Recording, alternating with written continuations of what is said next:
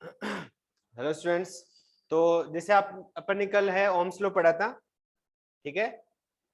Ohm's law में अपन ने देखा कि अपना ड्रिफ्ट वेलोसिटी और अपना करंट का जो एक रिलेशन था, ओम्स लॉ कैसे अपना है, कैसे परफॉर्म होता है, तो ये अपन कल देख चुके थे। यहाँ पे अपन देख रहे हो पहले स्टार्टिंग में ड्रिफ्ट वेलोसिटी और करंट में रिलेशन, देन आपने करंट को ड्रिफ्ट वेलोसिटी और इलेक्ट्रिक फील्ड में रिलेशन दोनों का आपने डिवाइड कर दिया, और यहाँ से अपने पास में J equals to I upon A और sigma equals to N E square tau by M. तो J इक्वल्स टू अपने क्या रखा है यहाँ पे, सिग्मा ई। तो ये ओम का नियम का क्या है, वेक्टर फॉर्म है। ये अपन ने फाइंड आउट कर लिया था कल, आदित्य यहाँ तक कर लिया था क्या, ओम का नियम? हाँ सर, यहाँ तक हो गया। अगर नहीं किया तो एक बार दोबारा देख लो। देखो ओम का नियम का कैसे है, अपन ने वीडी और आई में अपने रिलेशन देखा था कल, VD equals to I upon A N E, ये अपन ने फर्स्ट स्टार्टिंग में रिलेशन देखा था। देन ड्रिफ्ट वेलोसिटी और इलेक्ट्रिक फील्ड में रिलेशन, ठीक है। अब दोनों आप इनका इक्वेशंस का क्या कर देंगे, डिवाइड कर देंगे वीडी और आई का। तो यहाँ पे क्या हो जाएगा, आई इक्वल्स टू, दोनों को सॉरी इक्वल कर देंगे, I equals to A N E equal to, और इलेक्ट्रिक फील्ड रिलेशन क्या है, ई टो बाई एम और ई, ठीक है। ये अपन ने कल दोनों रिलेशन किए थे, इलेक्ट्रिक फील्ड और ड्रिफ्ट वेलोसिटी में रिलेशन, और करंट और ड्रिफ्ट वेलोसिटी में रिलेशन। तो इन दोनों रिलेशंस को अपन इक्वल कर देंगे, तो I upon A N E equal to E tau by M और वीडी। ये क्या है आपका, ये जो वीडी है आपका, वैसे इसमें नेगेटिव साइन आता है, लेकिन ये आपका क्या है, मॉडिफिकेशन है। तो वेलोसिटी हमेशा पॉजिटिव रहेगा। दोनों को जब आप इक्वल करेंगे तो I upon A, I upon क्या है, ए, आपकी करंट डेंसिटी जे को आप क्या लिखेंगे, J equals to current per unit area, J vector equals to current per unit area. तो यहां से आप आई अपॉन ए का वैल्यू है और एन ई को इधर मल्टीप्लाई कर देंगे, तो ये क्या हो जाएगा, एन ई को यहां पे मल्टीप्लाई करेंगे तो आई अपॉन ए, ये देखिए। नेक्स्ट इसमें क्या हो जाएगा, I upon A equals to N E square tau by M और ई, यानी एन स्क्वायर को आपको यहाँ पे मल्टीप्लाई करना है, एन स्क्वायर। तो आई अपॉन क्या है आपका, जे। तो जे इक्वल टू क्या हो गया आपका, जे इक्वल टू आपका हो गया N E square tau by M और ई।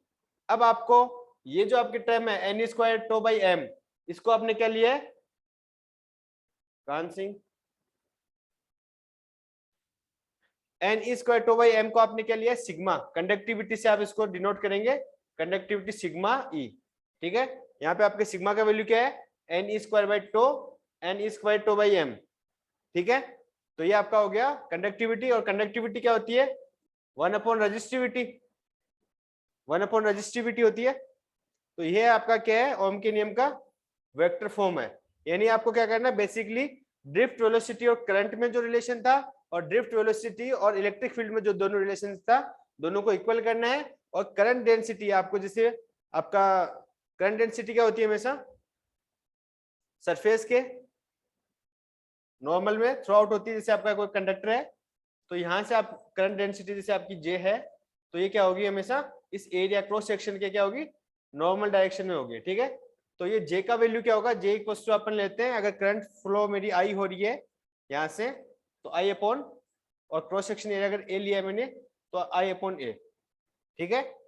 तो आपको क्या करना है, वीडी दोनों को इक्वल करके आई अपॉन ए जे का वैल्यू, और ये आपका जो कांस्टेंट है, इसको आपने क्या कांस्टेंट जो अपने एक टर्म है, इसको आपने क्या लिखा है, sigma equals to N E square tau by M, और सिग्मा इक्वल्स टू क्या होता है, वन अपॉन रजिस्टिविटी, ठीक है।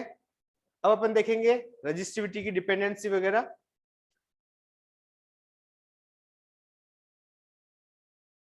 ये देखिए आगे अपने रिलेशन में लिखा है आई अपॉन ए, आई अपॉन ए को मैं यहाँ पे आई अपॉन ए 1 अपॉन, ये क्या है आपका जे, और जे इक्वल्स टू सिग्मा ई। तो आई अपॉन ए को मैं क्या लिख सकता हूं, सिग्मा को, sigma equals to 1 upon rho, और ई क्या है, electric field volt per unit length, ठीक है। तो आपका ये हो गया rho equals to sigma equals to 1 upon rho, और v अपॉन एल, ठीक है। तो आपका v वैल्यू पोटेंशियल क्या हो जाएगा, v equals to rho, L को आप मल्टीप्लाई कर दो इधर, rho into L upon A और करंट, ये आपका क्या है, और rho into L upon A, rho into L upon क्या है आपका R, resistance, v equals to I R. आपको पता है रेजिस्टेंस हमेशा क्या होता है, लेंथ के प्रोपोर्शनल होता है, और उसके क्रॉस सेक्शन एरिया के क्या होता है, एंटी प्रोपोर्शनल होता है। आर इक्वल्स टू, तो आर आपका क्या हो जाएगा, R proportional L upon A, that implies R equals to proportionality constant अपन रिमूव करेंगे, और रो एल अपॉन ए। ये रिलेशंस आपको क्या है, सारे याद होने चाहिए, ठीक है। तो आप कैसे भी घुमा फिरा के आपको क्या करना है, कोई भी रिलेशन आ जाए, कैलकुलेशन, ये भी एक बेसिक कैलकुलेशन ही है, तो आपको ध्यान में रखना है। तो v equals to I R कहां से आया, ये पूरा आप देख लीजिए एक बार। जस्ट अपन ने ड्रिफ्ट वेलोसिटी और इसमें दोनों रिलेशंस को इक्वल किया है, आई अपॉन ए क्या है, जे, और ये जो कांस्टेंट वैल्यू है sigma, sigma equals to 1 upon rho, सबका वैल्यू पुट करने के बाद में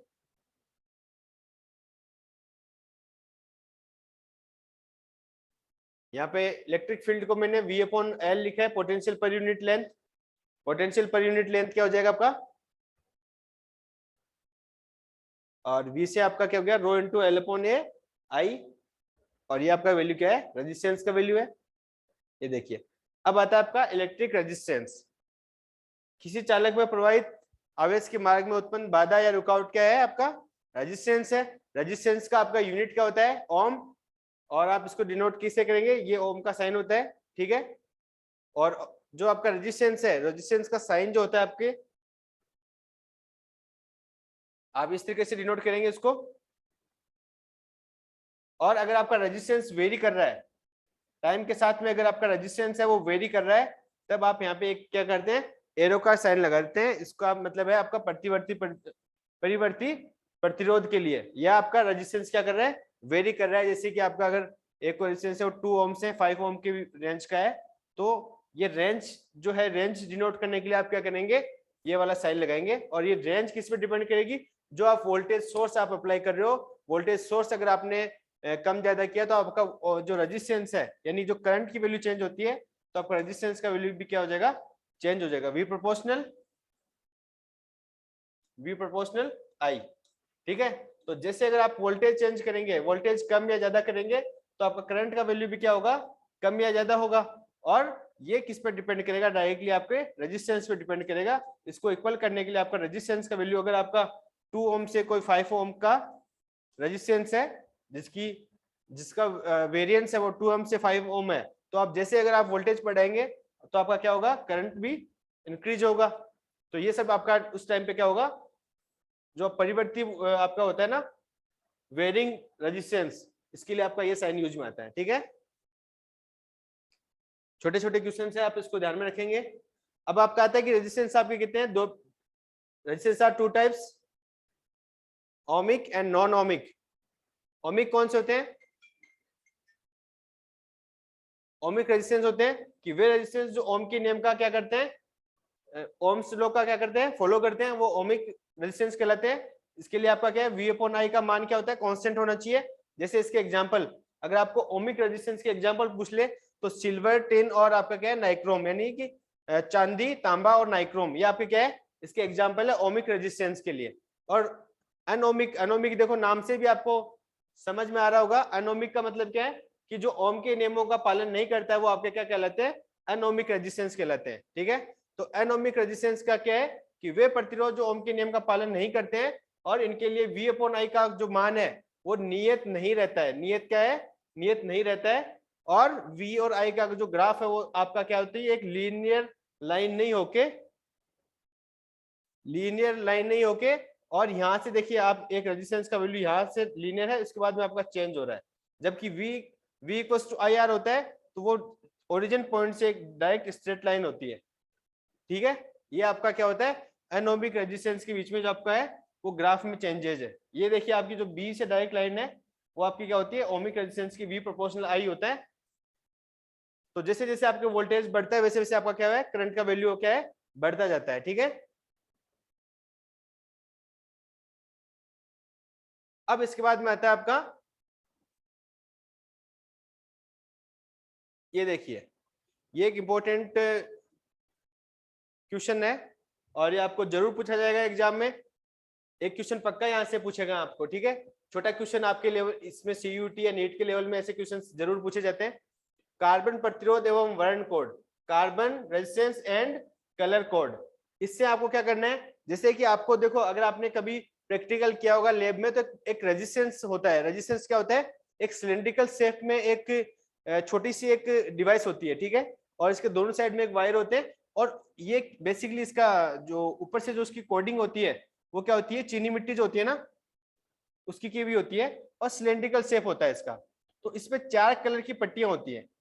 इसपे क्या होती है, 4 कलर की पट्टियां होती है।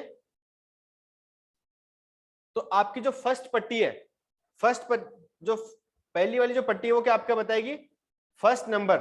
आपका फर्स्ट नंबर है वो आपको डिनोट करना, लिखना है रेजिस्टेंस के लिए। सेकंड है वो आपका क्या बताएगी, सेकंड नंबर। और थर्ड है वो क्या बताएगी, आपका उसकी पावर, कि कितने पावर का आपका रेजिस्टेंस है, यानी कि आपका मिली ओम है, माइक्रो ओम है या मेगा ओम है। ठीक है, ये आपका क्या बताएगी, पावर बताएगी, थर्ड जो वाली है। और फोर्थ है वो क्या हो सकती है, कभी कभी आपकी जो फोर्थ लाइन है वो ब्लैंक, यानी कि आपका एक प्लेन हो सकता है, कुछ भी नहीं हो, ओनली 3 लाइंस दी हुई हो। अगर आपका फोर्थ लाइन दी हुई है तो वो आपकी क्या है, प्लस माइनस उसमें एरर कितना, यानी कि हो सकता है कि वो प्लस माइनस कुछ परसेंटेज में आपका जो रेजिस्टेंस है वो जैसे कि अगर आपका इस 3 पट्टियों से अगर आपने कैलकुलेट किया कि आपका जो रेजिस्टेंस है वो कितना है, 50 ओम है।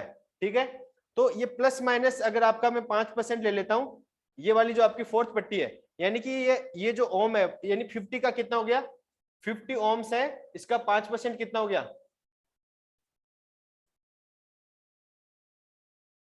2.5। 2.5 ठीक है, तो 2.5 यानी कि आपका जो ये रेजिस्टेंस है 50 ओम, और जो आपकी फोर्थ लाइन है, लास्ट की जो आपकी फोर्थ लाइन है ये वाली, ये आपकी क्या बताती है, इस कलर पे डिपेंड करेगा कि ये 5%, 10% या 20%, ये अलग अलग जो कलर की पट्टी होगी वो आपको बताएगी कि ये कलर की जो सहायता, यानी कि जो एरर है इसमें वो कितनी हो सकती है, प्लस माइनस 5, 10 या 20% कितनी होगी।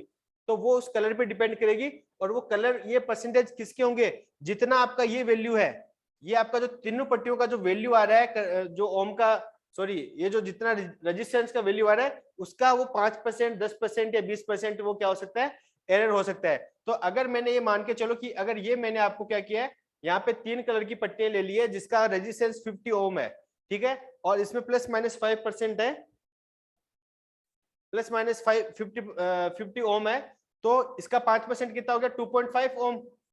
तो इसका मतलब है कि आपका ये जो रेजिस्टेंस है इसकी वैल्यू 50 ओम से 2.5 कितना कम हो गया, 47.5। 47.5 से 52.5 ओम तक क्या कर सकती है, वेरी कर सकती है। ठीक है, ये इसका मतलब है फोर्थ पट्टी का सहायता या एरर आप जो बोल सकते हो उसमें, यानी कि उसमें इतना वेरी वो हो सकता है। ठीक है, तो अभी अपन देख लेते हैं कि इसकी वैल्यूज कैसे कैसे होती है। देखो फर्स्ट पट्टी, सेकंड पट्टी, थर्ड एंड फोर्थ, 4 आपकी कलर की जो है वो रिंग्स होगी। रिंग बेसिकली रिंग की फॉर्म में होते हैं। तो जो चारों रिंग है वो चारों रिंग से आपको क्या करना है, बहुत इजी सा है। जस्ट आपको लेकिन इतना ध्यान रखना है कि ये जो आपका, ये आपके जो आपकी टेबल है, ये आपको टेबल क्या करनी है, ध्यान में रखनी है। ठीक है, ध्यान में रखनी है।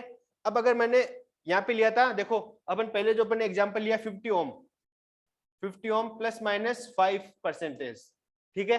अब मैं अगर यहाँ से देखना चाहूंगा तो मैं आपको बताऊंगा कि कैसे मैंने इसके लिए मुझे अगर मेरे को ये ओम, इतने ओम की वैल्यू का अगर मुझे रेजिस्टेंस चाहिए तो मुझे उस, मेरे को अगर कलर से देख के पता करना है तो मैं कैसे पता करूंगा। यहाँ पे फर्स्ट नंबर क्या है, फर्स्ट नंबर है आपका, अगर मैं इसको लिखूं, देखो 50 ohm, 50 into 10 raise to power 1, sorry 10 raise to power 0 और प्लस माइनस 5%, ठीक है।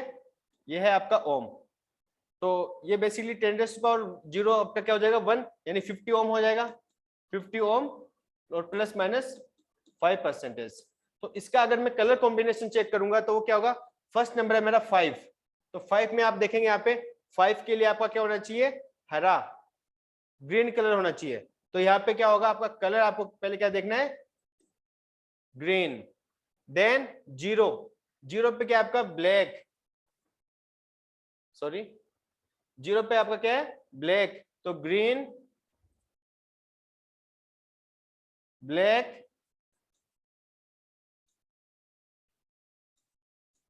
चलो ग्रीन से ग्रीन को ग्रीन ही लिख देते हैं, ग्रीन, ब्लैक, और इसके बाद में आपका पॉइंट आ रहा है 10 रेज़ टू पावर 0, ठीक है। तो ये आपका थर्ड लाइन है, थर्ड लाइन है, जैसे आपकी first, second, third and fourth, चार आपकी जो कलर की रिंग्स हैं। तो फर्स्ट आपका क्या बताएगा, ये वाला नंबर, ये देखिए, सॉरी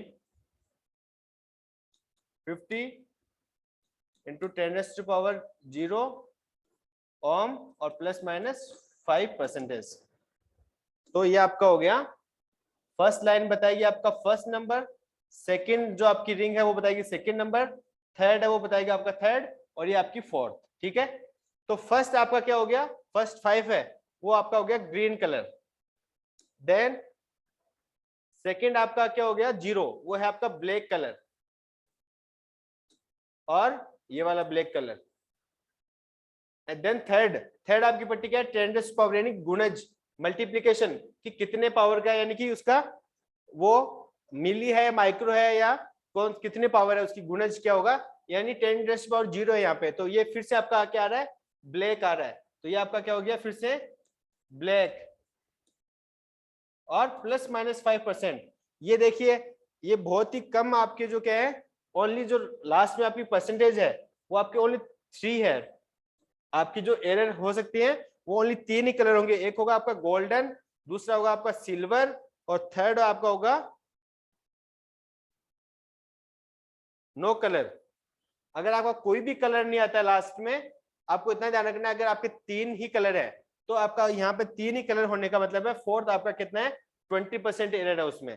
अगर आपका सिल्वर कलर है तो आपका हो गया 10%, अगर आपका गोल्ड है तो आपका क्या हो जाएगा 5%। तो यहाँ पे क्या है 5%, यानी मैं यहाँ पे लिखूंगा नेक्स्ट कलर है वो मेरा होगा गोल्ड, ठीक है।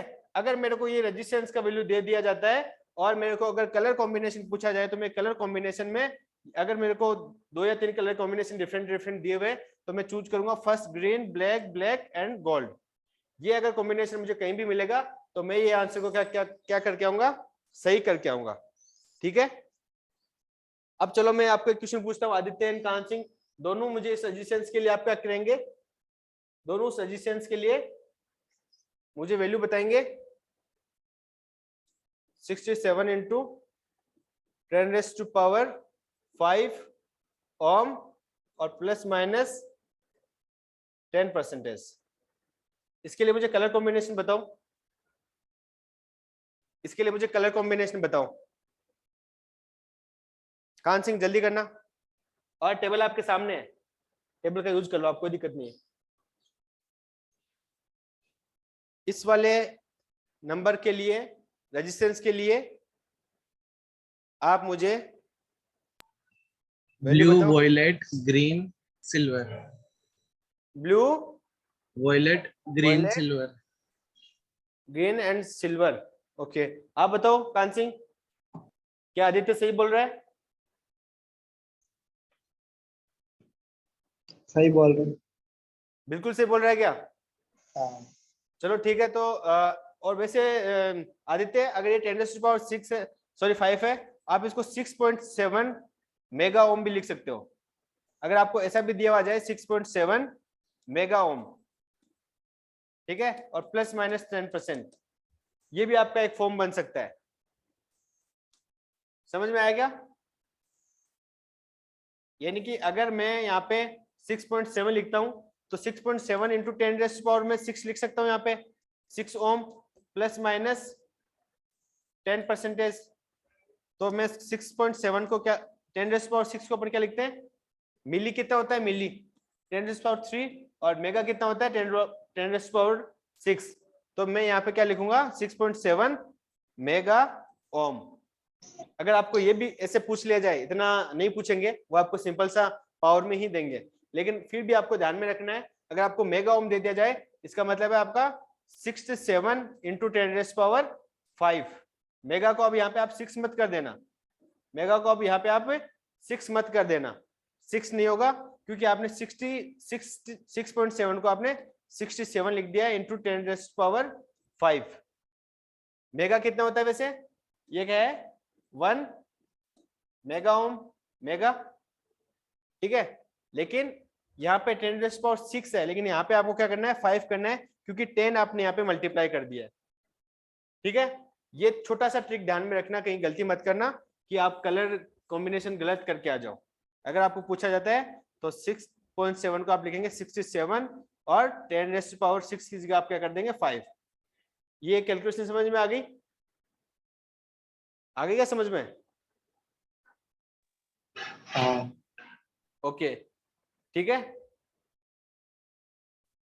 और अब अगर आपको कलर दे दिया जाए, तो कलर दे दिया जाए, अगर मैंने कलर दे दिया आपको कि ग्रे, ग्रे और ऑरेंज, और थर्ड कलर है मेरा रेड, और फोर्थ कलर है मेरा गोल्ड। इसके लिए मुझे रेजिस्टेंस का वैल्यू बताओ, जल्दी करो। ग्रे, ऑरेंज, रेड और गोल्ड।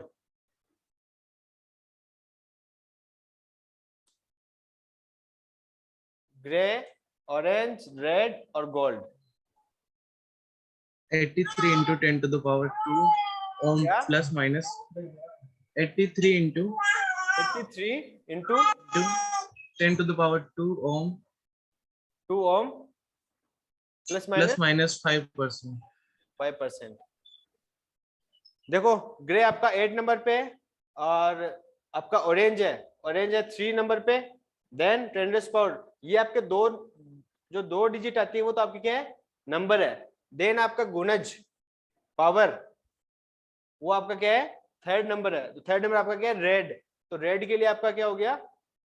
That is 10⁻2। और फोर्थ लाइन आपकी क्या है? सहनशीलता, यानी कि आप इतना फ्लक्चुएट हो सकता है, इसका मतलब है फ्लक्चुएशन इतना हो सकता है, उसमें इतना एरर अगर आता है तो चल जाएगा इतना, ठीक है। फ्लक्चुएशन इतना, अगर वोल्टेज का इतना फ्लक्चुएशन होता है, तब तक वो रेजिस्टेंस को क्या नहीं है, कोई खतरा नहीं है, ठीक है। देना 5%, गोल्ड का मतलब है 5%। और इसको आप ऐसे भी बोल सकते हो कि अगर जितना आपकी जो सहनशीलता ज्यादा होगी, रेजिस्टेंस का हो सकता है कि उसमें वो अच्छा रेजिस्टेंस हो, कि वोल्टेज। ओके, देखो इस तरीके से एग्जांपल दिया हुआ है आपको, आप देख सकते हो यहाँ पे क्या आपका येलो एंड वॉयलेट और ग्रे और गोल्डन। तो इसके लिए 4, 7 और 10⁻1 प्लस माइनस 5 ओम, ठीक है। इसके बाद में अपन देखेंगे रजिस्टिविटी पे टेम्परेचर का क्या इफेक्ट आता है। रजिस्टिविटी पे टेम्परेचर का क्या इफेक्ट आता है कि जितने भी मटेरियल्स हैं उनको क्या क्या होता है, जो जितने भी मटेरियल्स हैं, जितने भी कंडक्टर है, उन पे क्या होता है? कंडक्टर है, इंसुलेटर है, या आपका जो सेमीकंडक्टर है, सारे जितने भी आपके मटेरियल्स हैं उनका क्या होता है? टेम्परेचर पे क्या होती है? डिपेंडेंसी होती है। टेम्परेचर पे क्या होती है? डिपेंडेंसी होती है। जैसे कि आपको पता है कि जो कंडक्टर होते हैं उनमें उनका अगर टेम्परेचर आप इंक्रीज करेंगे तो क्या होगा, कंडक्टिविटी क्या होगी, डिक्रीज होगी, डिक्रीज होगी ना आदित्य। अगर कैसे? चालक का ताप बढ़ाएंगे तो आप जो कंडक्टर्स होते हैं उनकी अगर टेम्परेचर आप इंक्रीज करोगे तो उनकी कंडक्टिविटी चालकता में क्या आएगा, चालकता इंक्रीज होगी या डिक्रीज होगी इंक्रीज हो गया। कंडक्टर में।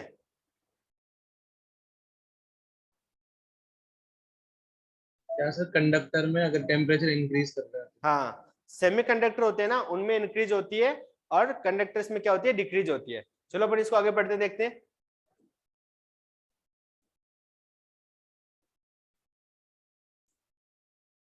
तो अतिचालक सुपर कंडक्टर, आपको पता है कि एक जो नॉर्मल आपका जो अगर आपका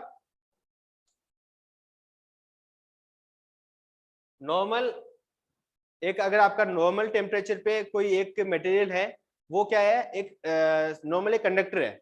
अगर आप उसको बहुत ज्यादा आप उसको एक लो टेम्परेचर पे अगर आप उसको रखेंगे तो कोई भी मटेरियल जो सुपर कंडक्टिंग बिहेव करते हैं, जैसे अगर आपने आप आगे पढ़ेंगे जब आप लैब में जाएंगे तो लेविटेशन और सुपर कंडक्टिंग का एक एक्सपेरिमेंट आता है, तो उसमें जो आपको एक कंडक्टर दिया जाता है वो कंडक्टर क्या होता है, अगर आप उसको इसमें नाइट्रोजन आपकी जो होती है, फिर आप बोल सकते हो उसको निम्न ताप पे यानी कि 0 केल्विन टेम्परेचर पे अगर आप उसको रखेंगे, 0 केल्विन टेम्परेचर होता है, तो 0 केल्विन टेम्परेचर पे आप रखेंगे तो वो सुपर कंडक्टिंग बिहेव क्या करने लग जाता है, शो करने लग जाता है। जैसे अगर आपको एक एग्जांपल बताऊं मैं, एक लेविटेशन का आप कहीं यूट्यूब पे सर्च करना, लेविटेशन जो हमने एमएससी में खुद ने किया था सुपर कंडक्टिंग के लिए। तो सुपर कंडक्टर हमें एक जैसे आपको कोई एक छोटा सा एक कोई चिप है या फिर आपके पास में कोई एक मटेरियल का कोई टुकड़ा है, वो आपको एक सुपर कंडक्टर आपको है कि ये सुपर कंडक्टिंग बिहेव एक सारे जो जितने भी मेटल्स होते हैं वो सारे ऑब्वियसली है कि सुपर कंडक्टिंग बिहेव नहीं दिखाते हैं या सुपर कंडक्टिंग बिहेव है वो शो नहीं करते हैं। लेकिन कुछ मटेरियल्स ऐसे होते हैं जिनको 0 केल्विन टेम्परेचर पे या बहुत निम्न टेम्परेचर पे अगर आप उनको रखेंगे तो वो क्या करेंगे, सुपर कंडक्टिंग बिहेव शो करेंगे। तो अगर आपका कोई ऐसा मटेरियल है जो लो टेम्परेचर पे या 0 केल्विन टेम्परेचर पे सुपर कंडक्टिंग बिहेव अगर शो कर रहा है, तो आप जैसे कि उस सुपर कंडक्टिंग जो आपका मटेरियल है उसको आप 0 केल्विन टेम्परेचर पे रखो, देन सुपर कंडक्टिंग बिहेव का मतलब क्या होता है कि सुपर कंडक्टर्स होते हैं उनमें से मैग्नेटिक लाइंस है, मैग्नेटिक जो लाइंस होती है वो थ्रू आउट नहीं होती है, मैग्नेटिक लाइन से वो आप सुपर कंडक्टर अपने अंदर से थ्रू आउट नहीं करने देता है। ठीक है, तो आप उस कंडक्टर को आप लेके 0 degree Celsius sorry 0 kelvin temperature से, और अगर आप किसी मैग्नेट पे रखेंगे, कोई आप मैग्नेट पे रखेंगे, तो वो जो मैग्नेटिक लाइन है आपको रियल में देखने को मिलेगी कि वो मैग्नेटिक लाइन से वो क्या करेगी, उसको उस जो आपका कंडक्टर है उसको एक अपलिफ्ट कर देगी, एक कुछ सर्टेन एरिया से ऊपर तक क्या कर देगी, अपलिफ्ट कर देगी। आपको रियल में एक मैग्नेट के जो आपकी मैग्नेटिक लाइंस है वो उनको आप फील कर पाएंगे। आदित्य तो चला गया था, गलती से लेफ्ट हो गया क्या? हेलो आदित्य। आदित्य हम तो सुपर कंडक्टिंग की बात कर रहे थे, तुम मिस कर दिया तुमने। सर वो लैपटॉप की बैटरी डेड हो गई। ओके ओके, तो सुपर कंडक्टर समझ में आया मैंने क्या बताया आपको? सुना था कि आपने कब कब आप देखो मैंने आपको ये बताया कुछ मटेरियल्स आपके ऐसे होते हैं जो सुपर कंडक्टिंग बिहेव शो करते हैं, और उन सुपर कंडक्टिंग जो आपके मटेरियल्स होते हैं उनको अगर आप इसमें रखेंगे, एक किसी 0 केल्विन टेम्परेचर पे आप अगर रखेंगे, तो आपका जो सुपर कंडक्टिंग मटेरियल है वो क्या होगा, उसमें से एक मिनट सॉरी, हाँ, तो अगर आप उस सुपर कंडक्टिंग जो मटेरियल है उसको आप उस लिक्विड से हटा के अगर आप मैग्नेट पे रखेंगे, तो एक्चुअल में जो मैग्नेटिक लाइंस है उसका आपको बिहेव देखने को मिलेगा इन रियल में आपको क्या होगा, वो बिहेव देखने को मिलेगा। जब आप यूनिवर्सिटी में जाएंगे तो ये एक्सपेरिमेंट आपको जरूर देखने को मिलेगा, आप करके देखिएगा, मैंने खुद ने किया था। ठीक है, तो आप जब उसको मैग्नेट के ऊपर रखेंगे तो वो मैग्नेट के ऊपर उसको रखने नहीं देगा, मैग्नेटिक लाइंस क्या करेंगे, उसको ऊपर प्रेशराइज करेगी, यानी कि उसके अंदर से मैग्नेटिक लाइंस है वो थ्रू आउट नहीं होगी, तो उसको अपलिफ्ट करेगी। ये आप यूट्यूब पे भी आप देख सकते हो। ठीक है, आप यूट्यूब पे आज आप देख के आना लेविटेशन का जो एक्सपेरिमेंट है, या मैं आपको सेंड करूंगा सुपर कंडक्टिंग बिहेव, और या फिर मैंने आई थिंक मेरा वीडियो बना हुआ होगा जो मैंने एक्सपेरिमेंट किया था, वो मैं आपको एक बार सेंड कर दूंगा। ठीक है, तो आप देखना रियल में बहुत मजा आएगा। तो अपन रजिस्ट्री, एक मिनट, मेरा नेक्स्ट क्लास है,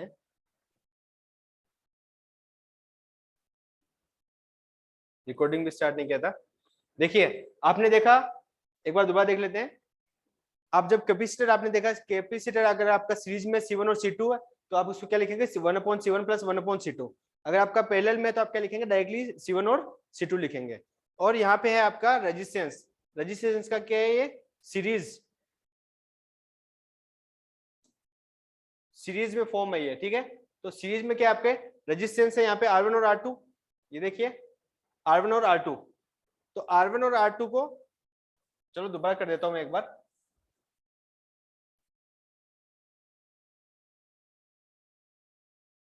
मैंने यहाँ पे दो रेजिस्टेंस लिए सीरीज के लिए, यहाँ पे लिया मैंने R1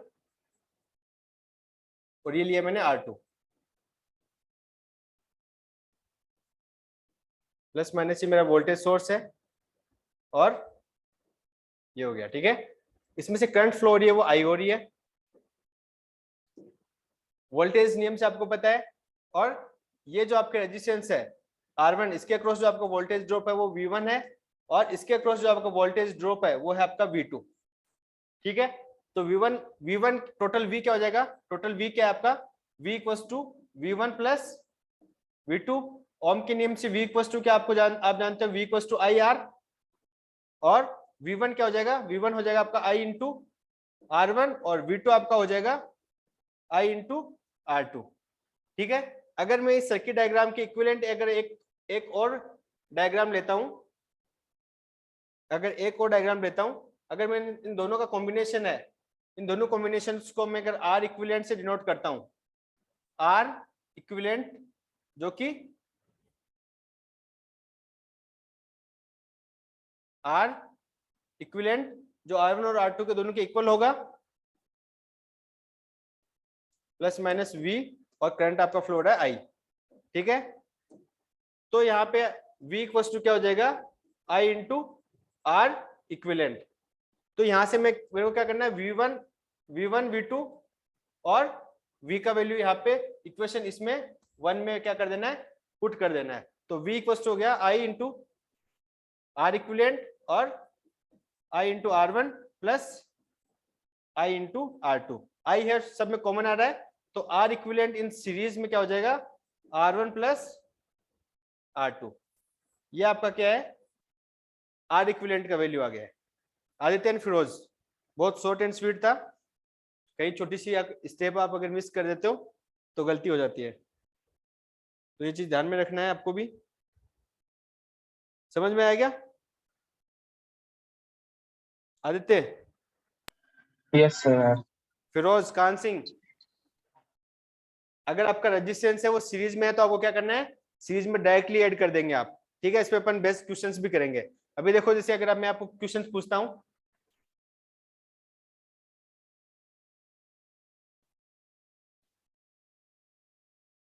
ये 2 ओम है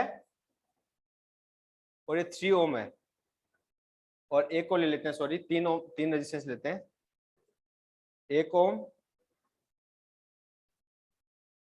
2 ओम और 3 ओम। ये 3 ओम से रेजिस्टेंस है, और यहाँ पे मैंने एक 12 वोल्ट की बैटरी लगा दी है। तो मुझे आप करंट का वैल्यू बताओ, करंट आई का वैल्यू बताओ, जल्दी करो। 3 रेजिस्टेंस है, 1 ओम, 2 ओम और 3 ओम, और 12 वोल्ट की बैटरी लगी हुई है। तो आप मुझे करंट आई का वैल्यू बताओ, find out current I. 2 ampere. कितना? 2 एम्पियर। आई इक्वल्स टू क्या हो जाएगा, V अपॉन R, और आई फाइंड आउट करना है। V क्या टोटल 12 वोल्ट, और R कितना है टोटल, डायरेक्टली ऐड कर लो R1 R2 और R3 को, सीरीज में है तीनों, तो आपका क्या हो जाएगा 6 ओम। तो ये क्या हो जाएगा, वोल्ट पर ओम जो आपका वैल्यू है इसका हो जाएगा 2 एम्पियर, ये आपका डायरेक्ट वैल्यू हो जाएगा। अभी इसके बाद में अपन देखेंगे, ये हो गया आपका सीरीज, अब यहाँ पे अपन देखेंगे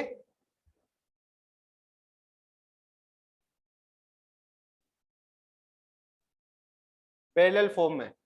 पैरेलल फॉर्म में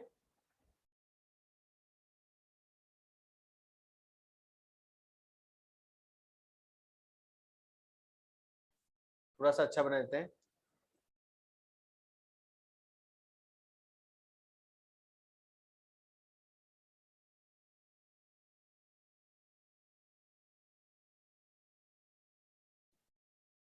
अगर इस तरीके से मैंने कोई रेजिस्टेंस R1 और R2 है वो लगे हुए हैं और यहाँ पे मेरी वोल्टेज सोर्स है वो क्या है प्लस माइनस V ये लगी हुई है, ये क्या है पैरेलल में है दोनों एक दूसरे के, ठीक है।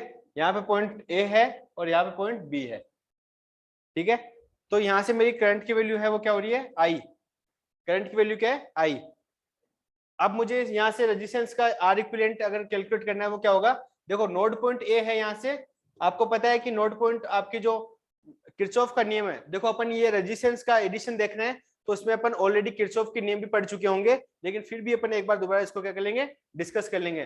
तो किरचॉफ का करंट नियम क्या कहता है कि किसी नोड पॉइंट पे आने वाली धाराओं का योग और जाने वाली धाराओं का योग क्या होता है क्या होता है इक्वल होता है। और वोल्टेज नियम इसमें अपन कौन सा अपन ने यूज लिया था, वह वोल्टेज लो कि निश्चित क्रम में चलते हुए वोल्टाओं का बीजगणितीय योग क्या होता है 0 होता है। यानी कि निश्चित क्रम में आप अगर यहाँ पे अगर आप लगाएंगे तो V इक्वल्स टू आपने यूज किया था I इंटू R, जो R इक्विवेलेंट वाली आपका जो डायग्राम था, तो V निश्चित क्रम में ये देखो V ये I इंटू R, इसको भी आप एक वोल्टेज सोर्स ही हो गया ना ये, तो V minus I into R equivalent equal to 0। यानी कि उस पूरे लूप में अगर आप वोल्टेज नियम लगाएंगे, वोल्टाओं का जो नियम लगाएंगे तो वो क्या होता है निश्चित क्रम में अगर आप चलेंगे तो वो टोटल उसका होगा वो क्या होगा 0 होगा। और ये है आपका किरचॉफ का वोल्टेज नियम और ये है आपका जो किरचॉफ का क्या है करंट लो।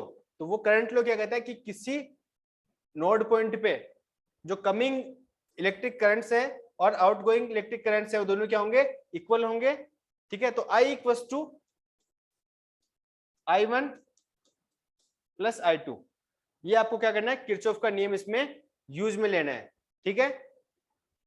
तो I इक्वल्स टू क्या होता है V अपॉन R ओम के नियम से, और अगर मैं इसको R इक्विवेलेंट ले लेता हूं टोटल जो R1 और R2 का कॉम्बिनेशन होगा,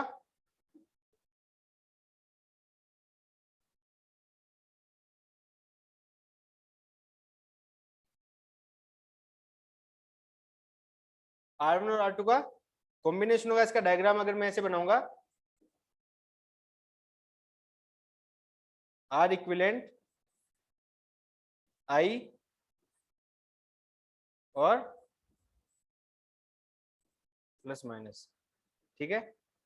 तो और ये है V, तो I इक्वल्स टू क्या हो जाएगा V अपॉन R इक्विवेलेंट, ठीक है। और यहाँ पे I1 का वैल्यू क्या हो जाएगा, I1 का वैल्यू होगा ये देखिए I1, यहाँ पे करंट I1 का वैल्यू क्या होगा, वोल्टेज सोर्स सेम है तो V अपॉन R1, और I2 का वैल्यू क्या होगा I2 equals to V upon R2, ठीक है।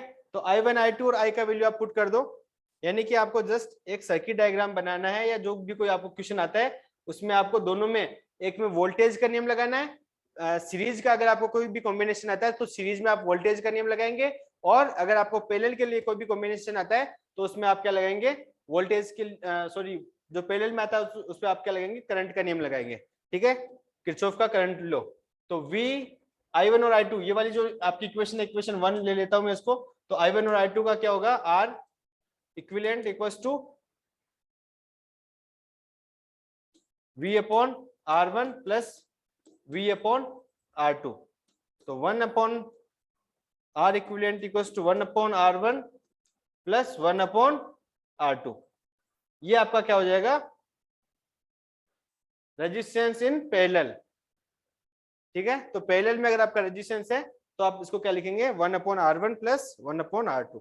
ये देखिए ये दोनों आपका यहाँ पे सीरीज में भी आ गया है और पैरेलल में भी आ गया है, ठीक है।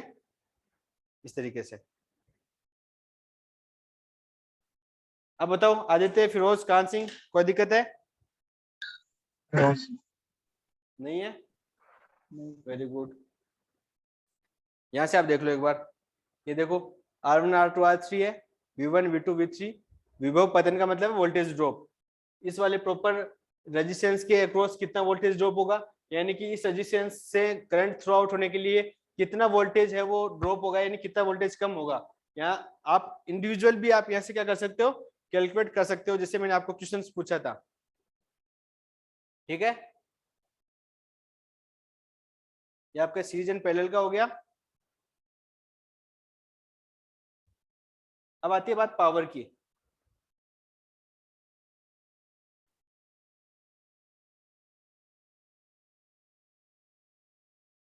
जब आप पैरेलल कॉम्बिनेशन करते हो तो उसमें जो वोल्टेज ड्रॉप होता है, वोल्टेज ड्रॉप क्या होता है, कांस्टेंट यानी समान रहता है। वोल्टेज ड्रॉप क्या होगा, सेम होगा, करंट का वैल्यू चेंज होगा।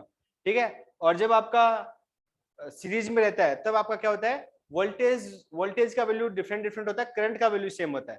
ठीक है, तो यहाँ पे क्या है, आपका सीरीज में आपका वोल्टेज ड्रॉप है वो क्या होगा, इक्वल सेम रहेगा। और तो आपका जो करंट का I1 + I2 और I3, ये आपने क्या किया है, यूज लिया करंट के नियम में। अब आप देखेंगे कि पावर क्या होती है, पावर क्या होती है,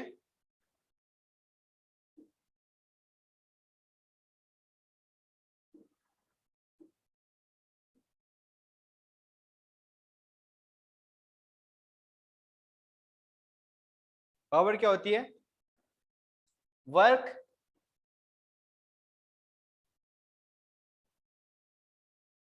upon time. Am I right? Power work per unit time नहीं होता क्या, होता है ना आदित्य?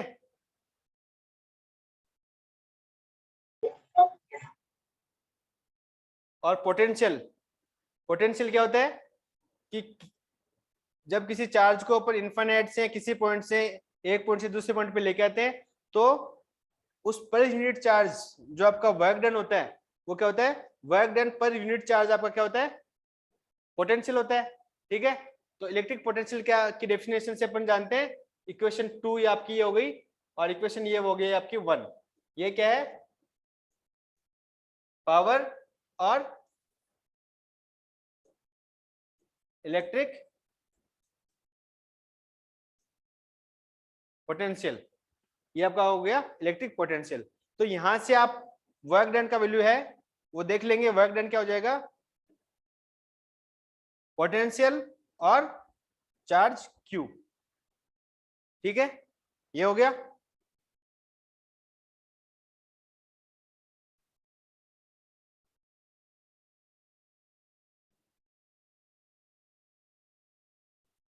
तो यहां से आप पावर वर्क डन का वैल्यू पुट कर दो, V dot Q upon T। ठीक है, यहां पे मैंने क्या किया है, वर्क डन का वैल्यू पुट कर दिया, इक्वेशन वर्क डन का वैल्यू मैंने क्या कर दिया, इक्वेशन 1 में पुट कर दिया। ठीक है, तो अब देखो आपको पता है चार्ज पर यूनिट टाइम ये क्या हो जाएगा, चार्ज पर यूनिट टाइम क्या होता है आपका, चार्ज पर यूनिट टाइम क्या होता है, बताओ जल्दी बताओ। आई सर करंट। आई होता है ना, तो आपका हो जाएगा V और I। तो पावर आपकी क्या हो जाएगी, पावर हो जाएगी आपकी V और I। ठीक है, अब आपको पता है कि V इक्वल्स टू होता है I और R। V इक्वल टू क्या होता है, I इंटू R। तो आप V का वैल्यू यहाँ पे पुट कर दो तो करंट का एक डिफरेंट फॉर्म आ जाएगी, वो क्या हो जाएगी, I² और R। ठीक है, अब यहां से अगर आप I का वैल्यू पुट करते हो, I इक्वल्स टू क्या हो जाएगा, यहां से I इक्वल्स टू हो जाएगा V upon R, V upon R। तो अगर आप यहाँ पे I का वैल्यू पुट करते हो तो वो क्या हो जाएगा, V² अपॉन R। ये सारा क्या है, पावर की फॉर्म्स हैं, आप उसको VI भी लिख सकते हो, I² R भी लिख सकते हो और V² R भी लिख सकते हो। ठीक है, ये आपका क्या है, पावर है। समझ में आ गया? किसी को कोई दिक्कत है, any doubt? No sir, no. Firoz very good, आज तुम कंटिन्यू पढ़ाई कर रहे हो, ये एक अपने आप में बहुत बड़ी बात है ना फिरोज? हमारे कान सिंह भाग रहा है इधर उधर। इसके बाद है आपका इलेक्ट्रिक सेल, और इलेक्ट्रिक सेल के का अपन जो इंटरनल रेजिस्टेंस है वो देखेंगे, और फिर है सेलों का अपना सीरीज और पैरेलल में कॉम्बिनेशन।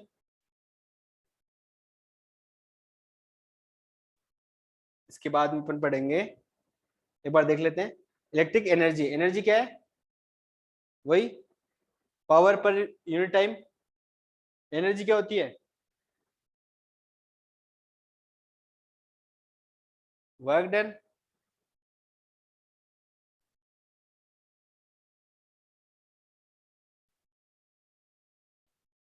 इलेक्ट्रिक एनर्जी क्या है? किसी निश्चित समय में किसी विद्युत सेल द्वारा विद्युत परिपथ में धारा प्रवाह के लिए किया गया कार्य विद्युत ऊर्जा कहलाता है। वर्क डन ही क्या है? एनर्जी है। एंड इलेक्ट्रिक पावर, पावर अपन ने पढ़ लिया, देखो ये रिलेशन अपन पढ़ चुके हैं, वी आई स्क्वायर आर और वी स्क्वायर अपॉन आर। और पावर का यूनिट क्या हो जाएगा? जूल पर सेकेंड, या इसको पावर को आप वोट से भी डिनोट कर सकते हो। ठीक है, अब देखो इससे एक मैं आपको एक क्वेश्चन पूछता हूं यहां से, इस रिलेशन से आपको करना है। अगर आपको वोल्टेज सोर्स 220 वोल्ट और 100 वोल्ट का, अगर आप 220 वोल्ट अप्लाई कर रहे हो तो वो जो आपका कोई बल्ब है वो 100 वोल्ट पावर जनरेट करता है। ठीक है, तो P इक्वल्स टू, तो आप करंट का वैल्यू फाइंड आउट करो। एक 220 वोल्टेज सोर्स अप्लाई करने पे आपका एक जो बल्ब है वो 100 वोल्ट पावर जनरेट करता है, तो करंट का वैल्यू क्या हो जाएगा?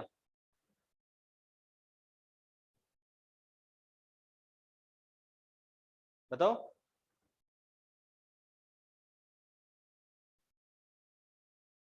और उसका रेजिस्टेंस भी कैलकुलेट करो, उसका रेजिस्टेंस भी कैलकुलेट करो। दो चीजें पूछी गई आपको, एक 220 वोल्ट आपने वोल्टेज सोर्स अप्लाई किया है, एक कोई बल्ब है, और जैसे आपने सुना होगा ना, एक जो बल्ब होता है वो 100 वोल्ट का होता है, 200 वोल्ट का होता है। ठीक है, आपकी ट्यूबलाइट है वो कोई 30 वोल्ट की होती है, कोई 40 वोल्ट की होती है। वोल्ट में सुना है ना आपने?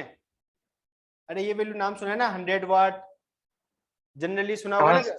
ठीक है ना, 100 वाट का बल्ब है, 40 वाट की ट्यूबलाइट है।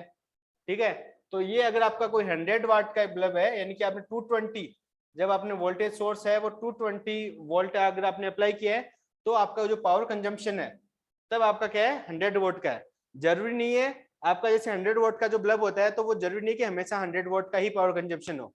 अगर आपका उसका निश्चित, आपका जो फिक्स उसका जो वोल्टेज है वो अगर आपने कंटिन्यूस फॉर्म में 220 अगर आप अप्लाई कर रहे हो, तो आपका क्या होगा? पावर कंजम्पशन है वो क्या होगा? 100 वोल्ट होगा। अगर आपने देखा होगा कभी कि 100 वोल्ट का कोई बल्ब है वो धीरे से बहुत हल्का जल रहा है, ठीक है, जब उसको पावर कंप्लीट प्रॉपर पावर नहीं मिलती है, या सॉरी वोल्टेज नहीं मिलता है, तो आपका जो पावर है वो 100 वोल्ट है, कंजम्पशन नहीं होता है। तो इस वजह से मैं आपको ये पूछ रहा हूँ क्वेश्चन कि सर करंट तो आ रहा है 5/11। करंट कितना आ रहा है? 5/11। 5/11। 11। रेजिस्टेंस 484। रेजिस्टेंस कितना? 484। 82? 4। 484? हाँ, 484। और किसी का भी ये आया क्या? ये वैल्यू किसी और के भी आया क्या? फिरोज और कान सिंह जल्दी करो, आंसर बताओ। ये है आदित्य का answer, this is Aditya. Now turns to Firoz and Kan Singh.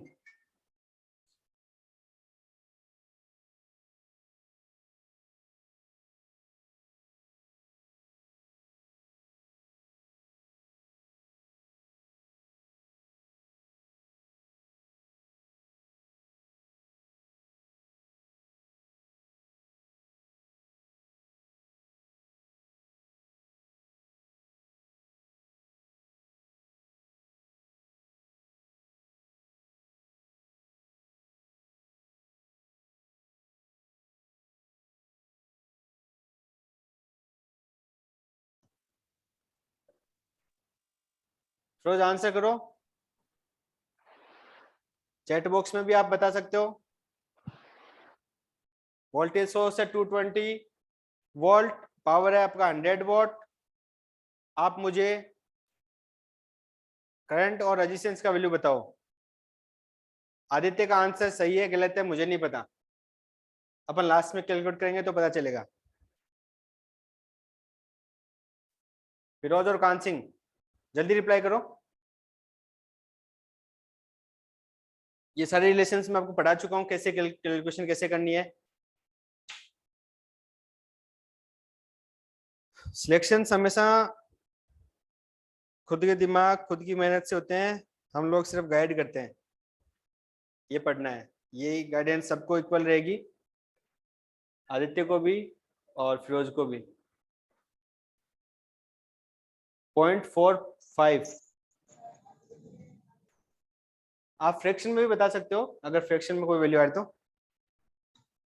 ठीक है, इट फाइन। फिरोज का वैल्यू है 0.45 एम्पियर और रेजिस्टेंस का वैल्यू कान सिंह। हाँ सर, इसको डिवाइड करने पे आ रहा है 0। हाँ ये तो सेम आ रहा है। रेजिस्टेंस का वैल्यू चलो ठीक है देख लेते हैं एक बार जल्दी जल्दी। Aditya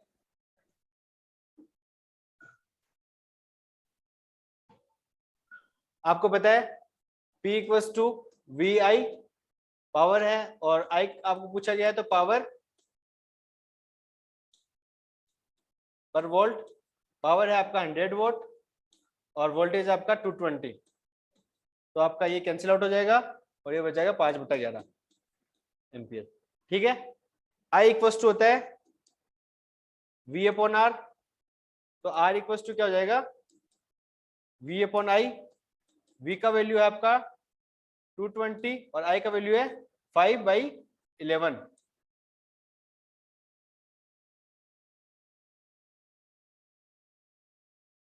V equals to IR, R equals to V upon I। सही है ना आदित्य? जब आप इसको कैलकुलेट करेंगे तो 484 ओम आएगा। तो आदित्य का आंसर सही है। आई थिंक फिरोज और कान सिंह को भी समझ में आ गया होगा।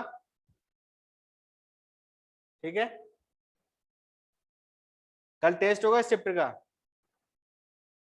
और सेमीकंडक्टर पढ़ा क्या आपने आदित्य? नहीं सर, दूसरा चैप्टर पढ़ लिया मैंने। कौन सा? ये 4th चैप्टर पढ़ा है। देखो किरचॉफ कर लूंगा सर, आज हो जाएगा सर, सेमीकंडक्टर भी कर लूंगा मैं आज।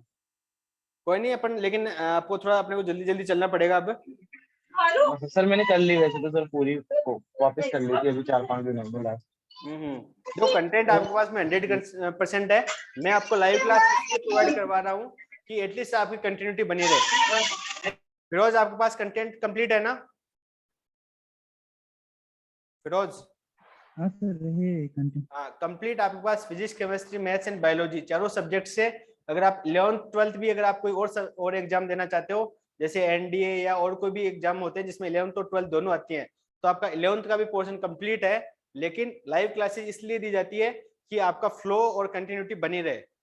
ठीक है, और आपका बीच बीच में टेस्ट वगैरह लेते हैं तो आपको आपका टेस्ट और आपका वो क्या है चेकअप होता रहे। ठीक है, तो इसलिए आपको क्या करना है, कंटिन्यू बने रहना है लाइव क्लासेज में। लेकिन जैसे जैसे आपको टाइम मिलता है या फिर कभी आपकी क्लास वगैरह डिस्टर्ब हो जाती है, तो आपको क्या करना है, उस टाइम को आपको क्या करना है, काम में यूज में लेना है। ठीक है, और सारे बच्चे यार अच्छे से रिजल्ट लेना आप, सब जाओगे ना सेंट्रल यूनिवर्सिटी में? हाँ सर जाना ही है। हाँ बिल्कुल, DU जाओ, BHU जाओ, हैदराबाद जाओ, अच्छी अच्छी यूनिवर्सिटी में जाओ, पहले इन्हीं को चूज करना। हाँ सर मेरा तो DU में चाहिए ही है।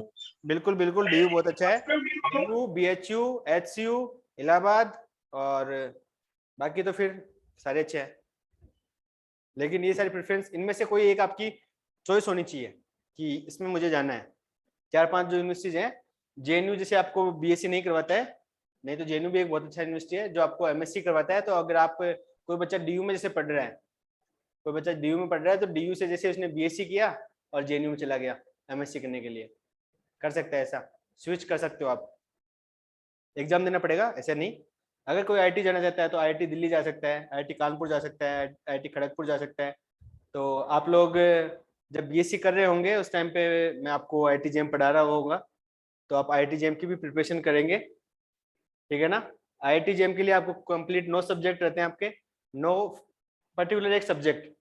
अगर आपको फिजिक्स में MSc करना है तो कंप्लीट 3 इयर्स का जो आपका BSc का पार्ट रहेगा वो रहेगा आपका फिजिक्स में, मैथ्स या केमिस्ट्री को भी सब्जेक्ट से आप करना चाहते हो तो आप IIT से या रिसर्च इंस्टीट्यूट्स होते हैं वहां से भी आप अपनी फर्दर स्टडीज कर सकते हो।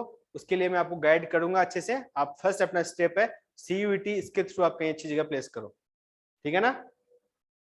तो उसकी गाइडेंस हम आपको देंगे। अब आता है इलेक्ट्रिक सर्किट। इलेक्ट्रिक सर्किट यानी कि आपका किरचॉफ लॉ अपन यहाँ पे पढ़ने को मिलेगा अपने को, ठीक है। तो विद्युत संयोजन अपने जो इलेक्ट्रिक जो आपके वायर्स होते हैं और जो आपके कुछ सर्किट्स वगैरह अपन जो अपन बनाते हैं, विद्युत वाहक बल यानी कि आपकी बैटरीज है, रेजिस्टेंस है, कैपेसिटर है, इन सबको मिला के जो आप एक कॉम्बिनेशन बनाते हो वो आपका क्या होता है, एक सर्किट होता है। तो उस सर्किट को अपन कैसे सोल्व करेंगे, उस सर्किट में कौन से नियम लगाएंगे, कौन से लॉ लगाएंगे, वो सब सर्किट के बारे में अपन जो पढ़ेंगे वो अपन यहाँ पे किस में पढ़ेंगे, इलेक्ट्रिक सर्किट्स में अपन इसका स्टडी करेंगे, ठीक है। इसमें क्या है, एक होता है नोड, एक होता है ब्रांच और एक होता है लूप, ठीक है। तो नोड क्या होता है, नोड पॉइंट वो पॉइंट होता है जहां पे आपका करंट का वैल्यू क्या होता है, चेंज हो जाता है, ठीक है। ये करंट का वैल्यू जैसे चेंज होता है या फिर जहां पे 2 या 3 आपकी अलग अलग ब्रांचेज है वो आके मिलती है, ठीक है। जैसे I1 I2 I3 की कोई ब्रांच है वो आके मिल रही है, या वोल्टेज आपका क्या हो रहा है, डिफरेंट हो रहा है। तो कि वह पॉइंट जिस पर 3 या 3 से अधिक शाखाएं मिलती है, ऐसा नहीं है, हाँ 3 एटलीस्ट 3 है आपका, 2 ब्रांच आके मिल रही है तो वो एक आपका सिंगल है, वो लाइन हो जाएगा। लेकिन आपकी 3 या 3 से ज्यादा कोई अगर आपकी ब्रांचेज है वो आके अगर वहां पे मिल रही है तो वो क्या होगा, आपका नोड पॉइंट होगा, ठीक है। ब्रांच क्या होती है कि किसी विद्युत परिपथ का वह ऐसा जिसमें विद्युत धारा का मान नियत रहता है। ब्रांच होती है जैसे कि आपका ये आपका कोई क्या है, रेजिस्टेंस R है और यहाँ से करंट है वो I फ्लो हो रही है, ठीक है। तो ये जो आपका ये जो इतना पार्ट है वो क्या है, एक ब्रांच है, ठीक है। ये आपका क्या है, एक ब्रांच है। तो ये सब मैं आपको एक सर्किट के थ्रू बताऊंगा। और लूप, लूप क्या होता है, एक कंप्लीट एक बंद लूप होता है जिसमें आप क्या करेंगे, वोल्टेज का नियम जो आप अपने जैसे लगाया था वो आपका क्या है, कंप्लीट एक लूप होगा। तो किरचॉफ का नियम क्या है कि इन अपन सर्किट डायग्राम्स को सोल्व करने के लिए और इजीली सोल्व करने के लिए अपन क्या करते हैं, कुछ किरचॉफ के जो लॉज है वो क्या करते हैं अपन यूज में लेते हैं। तो जैसे मैंने आपको बताया कि किरचॉफ का प्रथम नियम वो क्या है, किरचॉफ का जंक्शन नियम है। जंक्शन नियम क्या है कि किसी नोड पॉइंट पे आने वाली करंट या जाने वाली करंट है उनका समेशन क्या होता है, 0 होता है। तो आप इसको आप ऐसे भी बोल सकते हो कि ये जैसे आपका नोड पॉइंट है, यहाँ पे आपका क्या है, यहाँ पे आपकी 5 ब्रांचेज आके मिल रही है। तो ये है current I1 I2 I3 I4 और I5।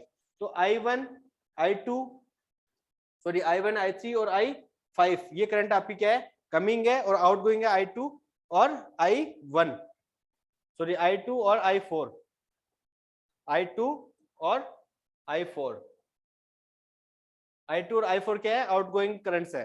तो समेशन है इस पॉइंट पे, जो समेशन है टोटल करंट है वो क्या होगा, समेशन ऑफ 0 I वो होगा 0, यानी कि आउटगोइंग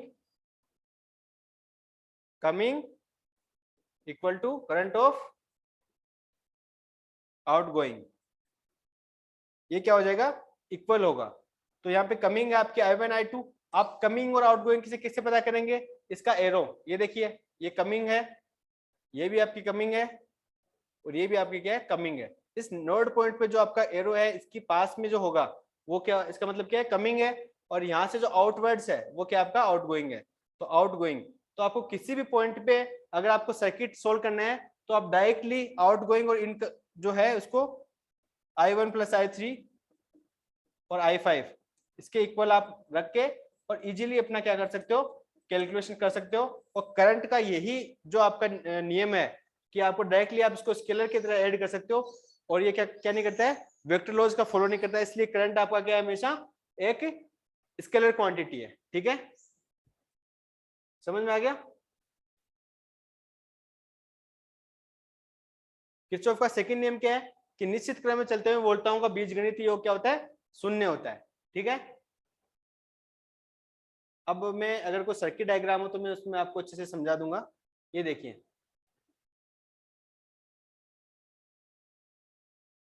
सेकंड एग्जांपल अपन लेते हैं, थोड़ा सा बड़ा भी है, अच्छे समझ में आएगा सारा।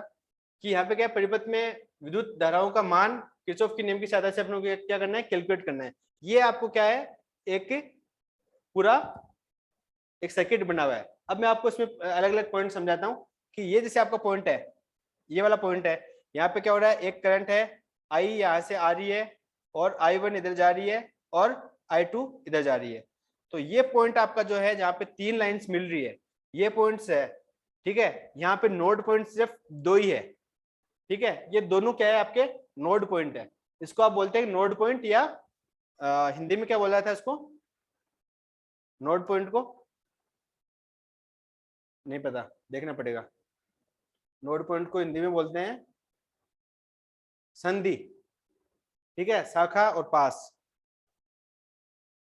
तो ये आपका होगा नोड पॉइंट। ब्रांच, ब्रांच क्या होती है, ये वाली, जैसे ये वाला है और यहाँ पे आपका जो करंट का वैल्यू है दोनों क्या होगा, सेम होगा। यहाँ से और यहाँ से आपकी जो करंट का वैल्यू है वो क्या होगा, सेम होगा। और ये जो है यहाँ पे और यहाँ पे आपका करंट का वैल्यू क्या होगा, सेम होगा। तो जहाँ पे करंट का वैल्यू कांस्टेंट रहता है वो क्या होती है, आपकी ब्रांच होती है, जहाँ पे करंट का वैल्यू चेंज नहीं होता है। अब इसको पूरी को ब्रांच नहीं बोल सकते। यहाँ पे करंट I1 है और यहाँ पे करंट I2 है। ठीक है, जैसे आपको बोले कि आपका हाथ है तो ये आपका पूरा हाथ है। ठीक है, लेकिन अगर आपको पूरा शरीर है तो वो हाथ थोड़ी है। तो इसी तरीके से आपका जो जहां तक आपको कंटिन्यूस फॉर्म में एक कोई करंट का वैल्यू है वो क्या होगा आपका, इसको आप ब्रांच बोलेंगे। और ये जो आपका जहाँ पे पूरा एक बंद लूप बन रहा है, ठीक है, यानी कि यहाँ से आप एक पॉइंट से चल रहे हो, करंट का वैल्यू डायरेक्ट आपका ये है, तो इसको लूप 1 आप दे सकते हो। इसको आप ऑल्सो ये जो पूरा लूप है इसको आप लूप 2 भी दे सकते हो। ठीक है, और इसके साथ में आप देखो इसमें कितने लूप बन सकते हैं। इसमें अगर आपको यूज में लेना हो तो आपका एक लूप ये बन जाएगा। अगर मैं इसको फर्स्ट लूप दे देता हूं, इसके बाद में अगर मैं इसको ये वाली जो मेरी लाइंस है ये इसको मैं अगर सोल्व करता हूं, यहाँ पे देखो ये पूरा, इसमें मैंने जो रेड कलर से डिनोट किया है यहाँ पे मैंने इस वाली लाइन को कंसिडर नहीं किया है। ठीक है, इस वाली लाइन को कंसिडर नहीं किया, ओनली आउटर लाइंस जो है उसके वोल्टेज जो है उनको मैं ऐड कर रहा हूं। और ये वाली है इसको मैं लूप 2 दे देता हूं, और ये जो है इसको मैं लूप 3 दे देता हूं। यानी आप इसी एक सर्किट में आप 3 लूप यूज में ले सकते हो। यहाँ पे 3 लूप बन रहे हैं। ठीक है, अब आप देखेंगे कि आप कैसे करेंगे। आपने बंद परिपथ है A B E F, A then B, फिर आपका ई एफ और ए, यानी कि आपको यहां से और यहाँ पे ये आपका लूप आपने यूज में लिया है। ठीक है, तो आपका क्या है, यहाँ से ए बी, ए से 4i, यहाँ से करंट का वैल्यू आ रहा है I1, यहाँ से करंट का वैल्यू आ रहा है I। तो अपने को क्या करना है, वोल्टेज को ऐड करना है निश्चित क्रम में। यहाँ पे वोल्टेज नियम अपन लगाएंगे, निश्चित क्रम में चलते हुए वोल्टाओं का बीजगणितीय योग शून्य होता है। तो वोल्टेज V = IR होता है। ठीक है, तो अगर जहां पे बैटरी दी हुई है, बैटरी दी हुई है तो अपन इसको क्या करेंगे, डायरेक्टली ऐड कर देंगे। V = IR है तो V एक टोटल I, V क्या हो गया, डायरेक्टली एक वोल्टेज सोर्स हो गया। और जहां पे रेजिस्टेंस का वैल्यू दिया हुआ है तो उस रेजिस्टेंस से जो आपकी करंट फ्लो हो रही है, तो उस करंट और रेजिस्टेंस का जो मल्टीप्लीकेशन होगा वो क्या हो जाएगा, आपका एक वोल्टेज हो जाएगा। तो अपने को यहाँ पे क्या करना है, वोल्टेज अपने को सोर्स वोल्टेज नियम लगाना है तो V इक्वल्स टू आई आ रहा है, तो यहाँ पे I का वैल्यू I है और करंट का वैल्यू सॉरी रेजिस्टेंस का वैल्यू क्या है 4I है, ठीक है। देन यहाँ पे इस नोड पॉइंट पे क्या हो रहा है, करंट का वैल्यू चेंज हो रहा है, यानी कि इस I1 से क्या है, दो करंट I1 और I2 निकल रही है। I से क्या हो रहा है, I equals to I1 plus I2, यानी कि इस पॉइंट पे आप देखेंगे तो करंट जो I1 आ रही है और I2 और I1 और I2 जा रही है, तो यहाँ पे आप करंट का नियम लगाएंगे तो वो क्या हो जाएगा, I equals to I1 plus I2। तो इस वाली ब्रांच से I1 करंट आपकी फ्लो हो रही है, तो यहाँ पे क्या हो जाएगा, I1 हो जाएगा। तो अब पहले अपन रेजिस्टेंस का काम कर रहे हैं, तो रेजिस्टेंस क्या यहाँ पे है 6 वोल्ट, ठीक है। तो 4I प्लस 6I1, ठीक है, और इक्वल टू 10 और 14। आप इनको डायरेक्टली इसके अपोजिट में भी उधर भी ऐसे भी लिख सकते हो, या फिर आपको ऐसे समझ सकते हो। अगर मैं इसको डिफरेंट तरीके से आपको मैं बताऊं तो आप क्या करेंगे, यहां से नेगेटिव से पॉजिटिव चल रहे हो, ठीक है, आप समझ लेना एक बार, नेगेटिव से पॉजिटिव चल रहे हो, आपने लिया 14, ठीक है, 14 आपने वोल्टेज का वैल्यू ले लिया, ठीक है। देन यहां से नेगेटिव से पॉजिटिव है और यहाँ पे आपका क्या है, पॉजिटिव से नेगेटिव है।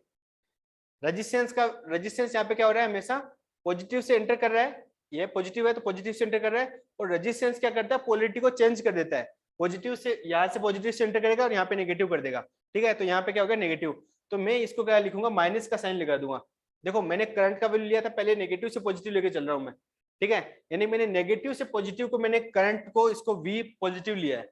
अब यहाँ पे मेरा वो जो पोटेंशियल है वो क्या हो रहा है, पॉजिटिव से नेगेटिव हो रहा है, यानी कि और डायरेक्ट से मैंने ये ले लिया, यहाँ पे साइन चेंज हो रहा है। आदित्य समझ में आ रहा है ये, देखो यहाँ पे नेगेटिव से पॉजिटिव हो रहा है, तो मैंने करंट का वोल्टेज का वैल्यू V लिया है, और यहाँ पे मेरा वोल्टेज है वो क्या हो रहा है, पॉजिटिव और नेगेटिव, ठीक है। अगर आप इसको ज्यादा समझेंगे तो कंफ्यूज करेगा, और अगर आप समझ लेंगे कि ऐसे होता है तो ऐसे होता है, ठीक है। बाकी मैं समझा रहा हूँ, आदित्य दिक्कत आ रही है क्या? नहीं सर। ठीक है, तो यहाँ पे मेरा साइन चेंज हो रहा है और डायरेक्शन यही है, तो मैं यहाँ पे क्या लिखूंगा, -14 माइनस 4 इंटू आई, ठीक है, वोल्टेज का नियम मैं लगा रहा हूँ। फिर आपका यहाँ पे क्या है, यहाँ से नेगेटिव और पॉजिटिव, यहाँ पे आपने ये लिया था, तो ये आपका क्या हो जाएगा 10 प्लस 10, क्योंकि मैंने स्टार्टिंग में नेगेटिव पॉजिटिव लेके चला था। देन यहाँ पे क्या आपका पॉजिटिव और नेगेटिव, रेजिस्टेंस क्या हो रहा है, ये वाला जो आपका साइन है ये पॉजिटिव से एंटर हो रहा है, और रेजिस्टेंस यहाँ पे आप जब देखेंगे तो यहाँ पे क्या होगा, नेगेटिव, और ये जाके मिला के नेगेटिव हो जाएगा यहाँ पे, तो ये हो जाएगा आपका -6 और I1 इक्वल टू 0। ये है बेसिकली आपका वोल्टेज का नियम, कि निश्चित क्रम में चलते हुए वोल्टाओं का बीजगणितीय योग शून्य होता है। समेशन इसका क्या होगा, ये देखो निश्चित क्रम हो गया, यानी यहाँ से ऑर्डर से अपन चल रहे हैं, यहाँ से चल रहे हैं, फिर यहाँ पे ऐसे, ठीक है, ये ऐसे पूरे निश्चित एक अपन क्या कर रहे हैं, फ्रीक्वेंट पूरा क्या कर रहे हैं, सर्टेन ऑर्डर में चल रहे हैं, तो वो आपका क्या होगा, वोल्टेज। तो वोल्टेज यहाँ पे आपने ऐड किया, तो ये वोल्टेज का जो जितना एडिशन है, प्लस माइनस सारा साइन कन्वेंशन अपने यूज करने के बाद में, वो टोटल क्या होगा, 0 होगा, ठीक है, टोटल क्या होगा, 0 होगा। तो आप यहाँ से डायरेक्ट लिख सकते हो 14 plus 10 equals to 4I plus 6I1। तो बेसिकली आपका लो तो ये है, और आप इसको डायरेक्टली ऐसे भी लिख सकते हो। तो 4I1 plus 4I2 plus 6I1 equals to 24। ये कौन सा आपने यूज किया है, ये वाला 4I1 प्लस 4I2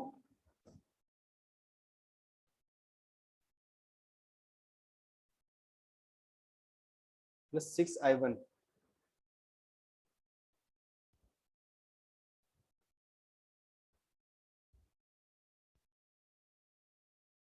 ओके, आई का वैल्यू यहाँ पे क्या लिखा है, आई का वैल्यू 4I है ना, ठीक है, तो आई का वैल्यू मैंने क्या लिखा है, I equals to I1 plus I2, ठीक है। तो मैंने यहाँ पे ये इक्वेशन भी यहाँ पे यूज किया है, आई की जगह मैंने I1 प्लस I2 लिखा है, तो 4I1 प्लस I2 हो गया, ठीक है। तो ये हो गया 10I1 plus 4I2 equals to 24। ये एक इक्वेशन बन गई मेरी, ठीक है, लूप फर्स्ट लूप से। देन मैं अब दूसरा लूप यूज में लूंगा। दूसरा लूप कौन सा है, BCDEB, BCDE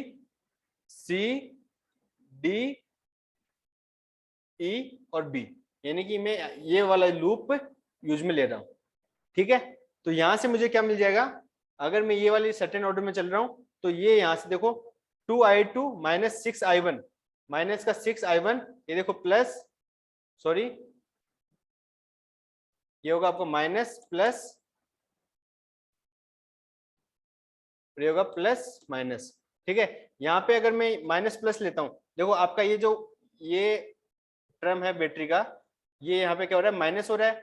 और अगर यहाँ से आप देखेंगे, यहाँ से पॉजिटिव से करंट आ रही है और यहाँ पे भी नेगेटिव हो रही है, तो ये नेगेटिव टर्म्स आ रही है। ऑलरेडी यहाँ पे क्या आ रहा है, नेगेटिव पॉइंट आ रहा है, आप ऐसे देख सकते हो। और यहाँ पे आ रहा है पॉजिटिव, तो नेगेटिव से पॉजिटिव आ रहे हो तो आपने लिया 2i2। यहाँ से करंट कौन सी फ्लो हो रही है, i2, ये वाली सेकंड, इसमें सेकंड लूप में i2 करंट फ्लो हो रही है। तो 2i2 माइनस, देखो यहां से माइनस प्लस है और ये क्या आपका प्लस माइनस, ये वाला रेजिस्टेंस है वो क्या होगा, प्लस माइनस होगा। तो ये होगा 6i1 इक्वल टू, या 6i1, ये देखो प्लस माइनस और प्लस का 10 वोल्ट, आप ऐसे लेके इसको चल सकते हो, ठीक है। इक्वल टू 0, ये आप 2i2 माइनस का 6i1 इक्वल टू माइनस का 10। ये आप दोनों इक्वेशंस को जब आप सोल्व करेंगे तो आप i1 और i2 का यहाँ से क्या करेंगे, वैल्यू फाइंड आउट कर सकते हो, और i1 और i2 का वैल्यू इसमें से आ जाएगा, ठीक है। देन आपका आता है व्हीटस्टोन ब्रिज। व्हीटस्टोन ब्रिज का क्या कंडीशन है वो अपन नेक्स्ट पढ़ेंगे। तो आज ही क्लास अपन इतनी करें, आज एक क्लास शाम को और लेंगे और इसमें आपको ये चैप्टर कंप्लीट करवा देंगे, ठीक है। ठीक है आदित्य, फिरोज एंड कान सिंह, और मैट्रिसेस कंप्लीट कर लेना। मैट्रिसेस और डिफरेंशियल इक्वेशन आपकी हो गई है, डिफरेंशियल इक्वेशन का एक लेक्चर बचा हुआ है, वो हो जाएगा आज, ठीक है। शाम को एक फिजिक्स और मैथ्स की क्लास और होगी आपकी, ठीक है। तो कल आप अच्छे से टेस्ट देना, रेडी हो ना कल टेस्ट के लिए? हाँ सर, सर पूरा दिन तो सर टेस्ट में चला जाता है। हाँ पूरा दिन टेस्ट में चला जाता है, कल तो टेस्ट देना है पूरा दिन। आदित्य उसका जाता है जो टेस्ट ढंग से देता है, कुछ बच्चे हमारे टेस्ट नहीं देते हैं। फिरोज और कान सिंह, आप इस बार अगर टेस्ट नहीं देंगे तो मुझे शिकायत करनी पड़ेगी। फिरोज की तो अपने भाई से करनी पड़ेगी, और आदित्य तो ये कान सिंह खुद आता है तो उसको मैं खुद ही समझा दूंगा। तो टेस्ट देना कंपलसरी है, समझ गए ना?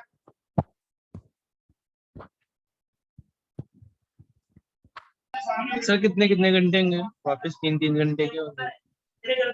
आप कहोगे उतना ले लेंगे, 2 घंटे का ले लेंगे, 3 घंटे का ले लेंगे। क्वेश्चंस कितने होंगे? क्वेश्चन 100 तो होने चाहिए। हाँ सर देख लेना सर आप। 100 क्वेश्चंस का मतलब हो गया कि आपको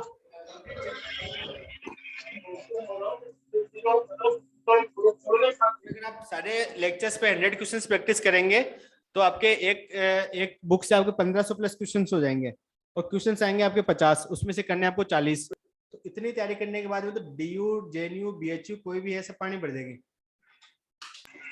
हाँ कोई कुछ नहीं लगेगी, इतना तो मानते हो ना?